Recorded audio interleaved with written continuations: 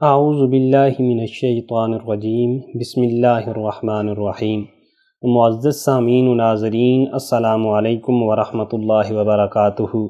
انشاءاللہ آج کے درس میں ہم آیت نمبر 13 سے لے کے 20 تک سورہ احزاب کا ترجمہ، تشریح اور تفسیر پڑھنے کی سعادت حاصل کریں گے۔ اللہ کی بارگاہ میں دعا ہے اللہ عمل کرنے کی، اللہ قرآن پڑھنے کی، اللہ قرآن کو سمجھنے کی توفیق عطا فرمائے۔ ارشاد باری تعالیٰ ہے وَلَوْ دُخِلَتْ عَلَيْهِمْ مِنْ أَقْطَارِهَا ثُمَّ سُئِلُوا الْفِتْنَةَ لَآتَوْهَا وَمَا تَلَبَّثُوا بِهَا إِلَّا يَسِيرًا، اور اگر فوجیں اطراف مدینہ سے ان پر داخل ہوں پھر ان سے خانہ جنگی کے لیے کہا جائے تو فوراً کرنے لگیں اور اس کے لیے بہت ہی کم توقف کریں۔ اس آیہ کریمہ کی تشریح میں مفسرین لکھتے ہیں کہ اگر خدا نخواستہ دشمن کا ٹھاٹھے مارتا ہوا لشکر مدینہ منورہ کے اوپر حملہ آور ہو جائے اور ان منافقین کو وہ دعوت دے کہ تم بھی آؤ اور آ کے جنگ کرو، تو یہ منافقین کہ ان کے دلوں میں جو بغض و عناد اسلام کے خلاف چھپا ہوا ہے فوراً ظاہر ہو جائے، اور ابھی یہ جو بہانے کر رہے ہیں کہ ہمارے بیوی اور بچے وہ گھروں میں اکیلے ہیں، ان کی حفاظت کرنے والا کوئی نہیں، تو فوراً یہ سارے کے سارے بہانے ان کے ختم ہو جائیں گے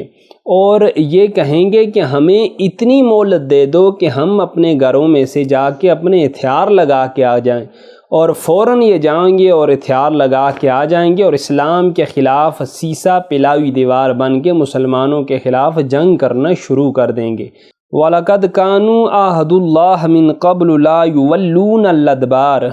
وَكَانَ عَهْدُ اللَّهِ مَسْئُولًا، حالانکہ پہلے اللہ سے اقرار کر چکے تھے کہ پیٹھ نہیں پھیریں گے، اور اللہ سے جو اقرار کیا جاتا ہے اس کی ضرور باز پرس ہوگی۔ اب منافقین کی سوچ کی عکاسی اس آیہ کریمہ کے اندر کی جاتی ہے کہ پہلے تو یہ بڑے لمبے چوڑے دعوے کیا کرتے تھے کہ اگر اسلام کے لیے ہمیں لڑائی لڑنا پڑ گئی تو ہم اپنے خون کا آخری قطرہ بھی اسلام کے نام پہ بہا دیں گے، لیکن جب وقت پڑا، جب خندق کا میدان سجا، تو ان منافقین کی یہ حالت ہے کہ یہاں سے یہ پیٹھ پھیر کے گھروں کی طرف بھاگنے کے اوپر مجبور ہو گئے۔ اب ان کے جو وعدے تھے ان کی کلی اللہ رب العزت نے کھول دی۔ آگے ارشاد فرمایا قُل لَن يَنفَعَكُمُ الْفِرَارُ إِن فَرَرْتُم مِّنَ الْمَوْتِ أَوِ الْقَتْلِ وَإِذًا لَّا تُمَتَّعُونَ إِلَّا قَلِيلًا، کہہ دو کہ اگر تم مرنے سے یا مارے جانے سے بھاگتے ہو تو بھاگنا تم کو فائدہ نہیں دے گا، اور اس وقت تم بہت ہی کم فائدہ اٹھاؤ گے۔ اللہ نے فرمایا اے محبوب ان بدبخت منافقین سے کہہ دیجئے کہ موت سے کس کو چھٹکارا ہے؟ اللہ نے جس کا جو ٹائم جہاں پہ لکھا ہوا ہے اس وقت پہ اس شخص کو موت آ کے رہے گی۔ ہاں، میدان جنگ سے بھاگنے کی وجہ سے تمہارے ماتھے کے اوپر جو بزدلی اور نامردی کا کلنک کا ٹیکا لگے گا وہ ساری زندگی اگر تم دھونا بھی چاہو تو تم دھو نہیں سکتے۔ قُلْ مَنْ ذَا الَّذِي يَعْصِمُكُم مِّنَ اللَّهِ إِنْ أَرَادَ بِكُمْ سُوءًا أَوْ أَرَادَ بِكُمْ رَحْمَةً وَلَا يَجِدُونَ لَهُم مِّن دُونِ اللَّهِ وَلِيًّا وَلَا نَصِيرًا، کہہ دو کہ اگر اللہ تمہارے ساتھ برائی کا ارادہ کرے تو کون تم کو اس سے بچا سکتا ہے، یا اگر تم پر مہربانی کرنی چاہے تو کون اس کو ہٹا سکتا ہے، اور یہ لوگ اللہ کے سوا کسی کو اپنا نہ دوست پائیں گے نہ مددگار پائیں گے۔ اللہ نے فرمایا ارے او بدبخت منافقو، اگر اللہ کسی کے ساتھ بلائی کا ارادہ کرنا چاہے تو ساری دنیا مل کے بھی اس شخص کی برائی نہیں کر سکتی، اس کو نقصان نہیں پہنچا سکتی، اور اگر اللہ کسی شخص کے لیے برائی مقدر کر دیں تو ساری دنیا مل کے اس کو نفع عطا نہیں کر سکتی۔ یہ عقیدہ اگر تم لوگوں کا مضبوط اور پکا ہوتا تو تم کبھی بھی میدان جنگ سے رائے فرار اختیار نہ کرتے۔ قَدْ يَعْلَمُ اللَّهُ الْمُعَوِّقِينَ مِنْكُمْ وَالْقَائِلِينَ لِإِخْوَانِهِمْ هَلُمَّ إِلَيْنَا وَلَا يَأْتُونَ الْبَأْسَ إِلَّا قَلِيلًا،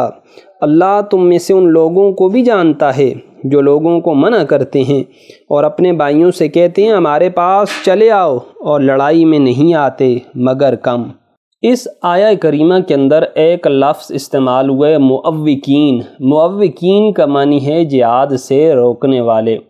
اب یہ جو منافقین تھے یہ مسلمانوں کے کیمپ میں طرح طرح کی افواہیں اڑا کے مسلمانوں کو جہاد سے بدظن کرنے کی کوششیں کر رہے تھے، اور تم یہ جو اعمال کر رہے ہو ان اعمال کی تمہیں ضرور بضرور سزا ملے گی۔ اور آگے ان کی جو کیفیت تھی لڑائی کی وہ بیان فرمائی، وَلَا يَعْتُونَ الْبَاسَ إِلَّا قَلِيلًا،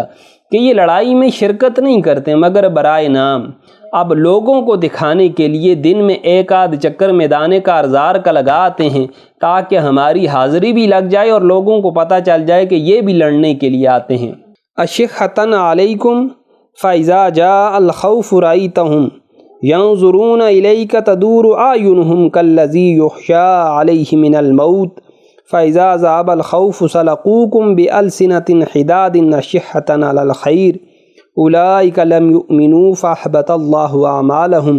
وَكَانَ ذَلِكَ عَلَى اللَّهِ يَسِيرًا۔ یہ اس لیے کہ تمہارے بارے میں بخل کرتے ہیں،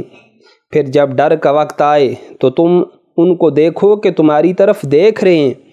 اور ان کی آنکھیں اسی طرح پھر رہی ہیں جیسے کسی کو موت سے غشی آ رہی ہو۔ پھر جب خوف جاتا رہے تو تیز زبانوں کے ساتھ تمہارے بارے میں زبان درازی کریں اور مال میں بخل کریں۔ یہ لوگ حقیقت میں ایمان لائے ہی نہ تھے، تو اللہ نے ان کے اعمال برباد کر دیے، اور یہ اللہ کو آسان تھا۔ اپنی جانیں لٹانے والے مجاہدین میدان کارزار میں دشمن کو پسپا ہونے کے اوپر مجبور کر دیتے ہیں۔ جب ہوا کی صورت میں غزوہ خندق کے موقع پہ اللہ کی مدد نازل ہو جاتی ہے، جب فرشتے مسلمانوں کی مدد کے لیے آسمان سے اتر پڑتے ہیں، اور وہ جو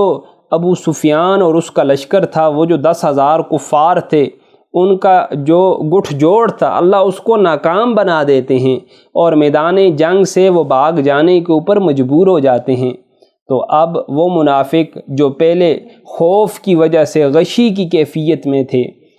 اتنا خوف کھا رہے تھے کہ مرنے کے قریب ہو رہے تھے، جب انہیں یہ پتہ چلا کہ مسلمان تو میدان جنگ میں یہ کایا جیت چکے ہیں، تو مال غنیمت کے لالچ میں